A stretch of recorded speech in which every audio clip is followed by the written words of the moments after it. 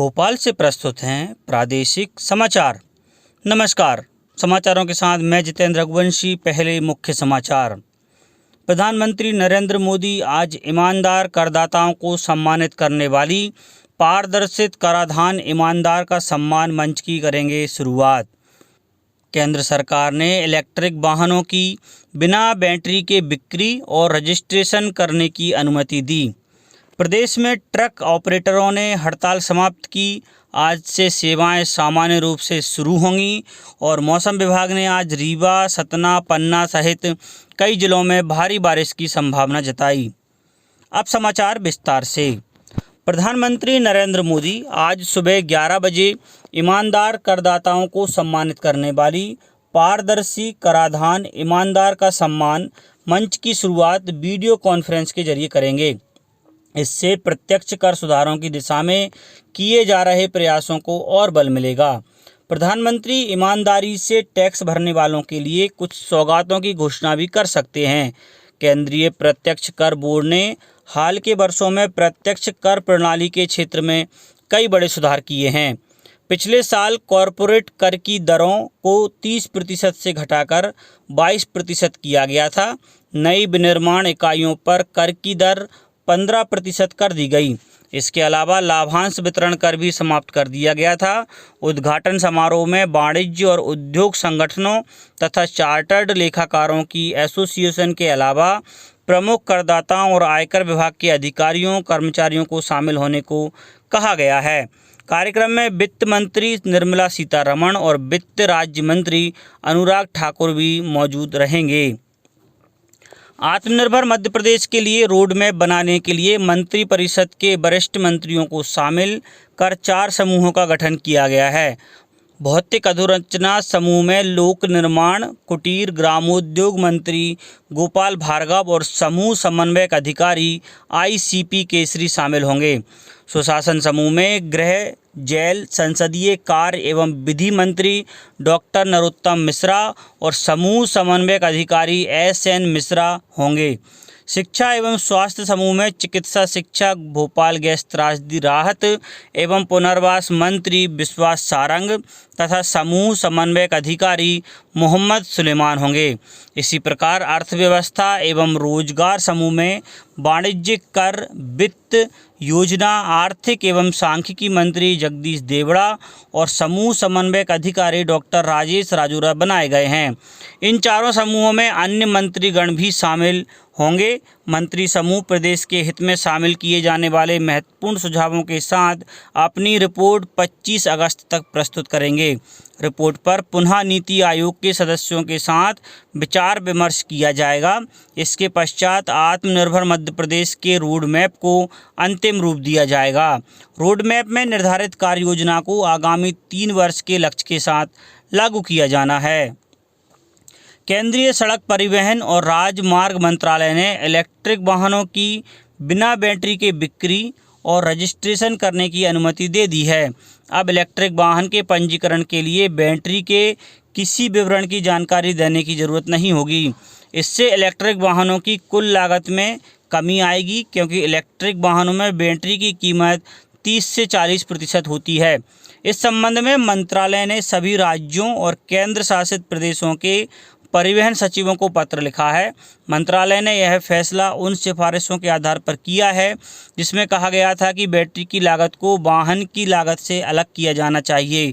गौरतलब है कि ई वाहनों को बढ़ावा देने के लिए केंद्र सरकार ने पिछले साल GST 12% से घटाकर 5% कर दिया था। प्रदेश में कोरोना मरीजों की संख्या 41,000 के करीब हो गई है। वहीं इससे स्वस्थ होने वाले लोगों की दर बढ़कर 75% हो गई है। भोपाल में कल कोरोना के 86 नए मरीज मिले हैं। राजधानी में 28 दिनों के बाद संक्रमितों की संख्या एक दिन में 100 से कम रही। इंदौर जिले में कल 188 नए मरीज मिलने से कोरोना संक्रमितों की संख्या 9,257 तक पहुंच गई। वहीं 3 और मौतों के साथ कोविड-19 संक्रमण से अब तक 340 मरीजों की मृत्यु हो चुकी है। जिले के विभिन्न अस्पतालों में 2751 कोरोना प्रभावितों का इलाज जारी है।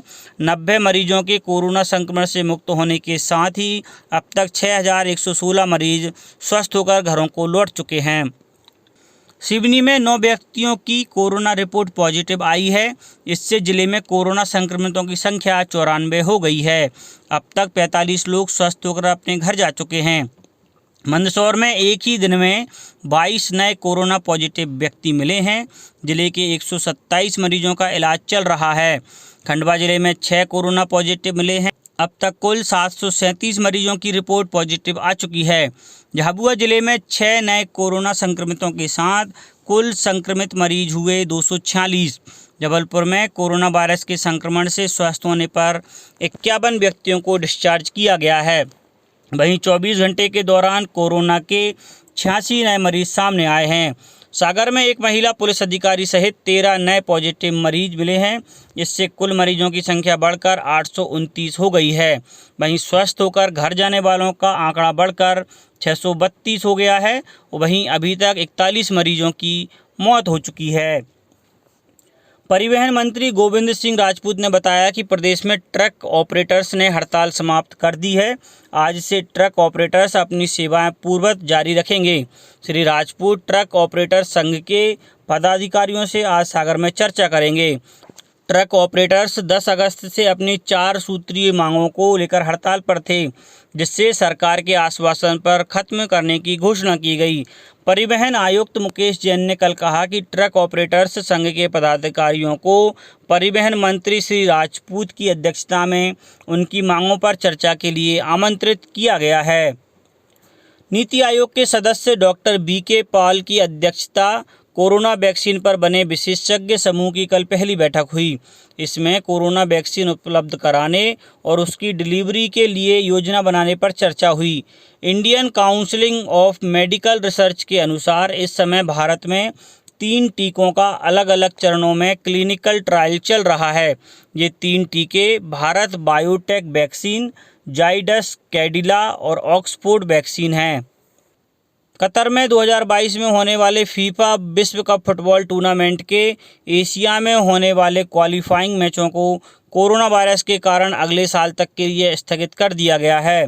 यह दूसरी बार है जब क्वालीफायर्स को स्थगित किया गया है। इससे पहले मार्च और जून के बीच होने वाले क्वालीफायर्स को स्थगित किया गया था। फुटबॉल की विश्व संस्था फीफा और एशियाई फुटबॉल परिसंघ के अनुसार एशिया क्वालीफायर्स के दूसरे राउंड को अक्टूबर-नवंबर की अंतर्राष्ट्रीय विंडो के दौरान आयोजित होना था, लेकिन कई देशों में कोरोना की स्थिति को देखते हुए इन्हें स्थगित करने का फैसला किया गया है। अब बात मौसम की।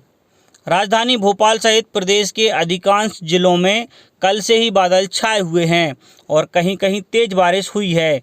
छिंदवाड़ा जिले में कल रात से लगातार बारिश हो रही है, जिससे नदी नाले उफान पर हैं। कई पुल पुलियाओं के ऊपर पानी आने से आवागमन बाधित हुआ है। जिले में अभी तक 627.5 मिलीमीटर औसत वर्षा दर्ज की गई है, जबकि गत वर्ष इस अवधि तक 534.2 मिलीमीटर औसत वर्षा दर्ज की गई थी। मौसम विभाग के अनुसार कल बक्सवाहा, ब्यावरा में 8-8, 12 सिवनी, बीना, सुहागपुर, कराहल, पोहरी, कोलारस में 7-7, सीधी, बटियागढ़ में 6-6, अमरपाटन, समनापुर, मलाइजखंड, गाडरबाड़ा, ग्वालियर, नरसिंहगढ़ में 5-5 सेंटीमीटर बारिश दर्ज की गई।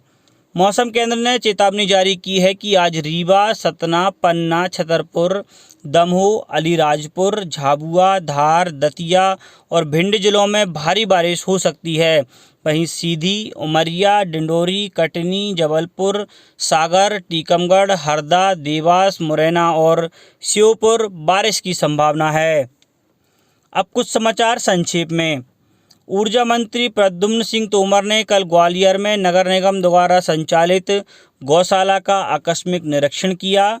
खंडवा में 10 करोड़ रुपए की लागत से निर्माणाधीन प्रधानमंत्री आवास योजना के LIG रो हाउस के कार्य का कल खंडवा विधायक देवेंद्र वर्मा ने निरीक्षण किया। बुंदेलखंड मेडिकल कॉलेज में भर्ती मरीजों की सुविधा के लिए योग ध्यान कराए जाने के साथ ही उनके मनोरंजन के लिए टेलीविज़न सेट लगाया गया है।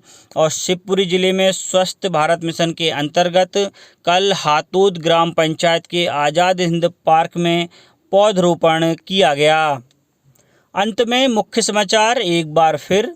प्रधानमंत्री नरेंद्र मोदी आज ईमानदार करदाताओं को सम्मानित करने वाली पारदर्शी कराधान ईमानदार का सम्मान मंच की शुरुआत करेंगे।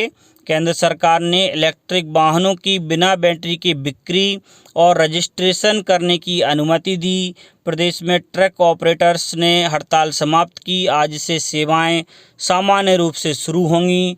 और मौसम विभाग ने आज रीवा, सतना, पन्ना सहित कई जिलों में भारी बारिश की संभावना जताई। इस बुलेटिन में इतना ही। घर पर रहिए, सुरक्षित रहिए और सुनते रहिए प्रादेशिक समाचार। नमस्कार।